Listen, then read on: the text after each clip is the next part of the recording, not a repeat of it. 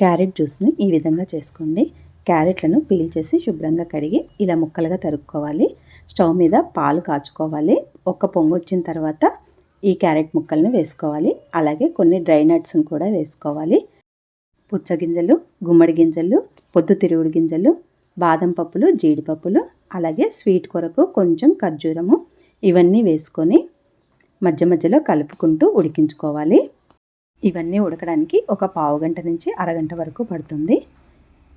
ఈ విధంగా ఉడికిన తర్వాత వీటిని పూర్తిగా చల్లారనివ్వాలి. ఇప్పుడు మిక్సీ జార్లో వేసుకొని వీటితో పాటు కొంచెం బెల్లం కూడా వేసుకోవాలి. ఇలా మెత్తగా మిక్సీ పట్టుకోవాలి.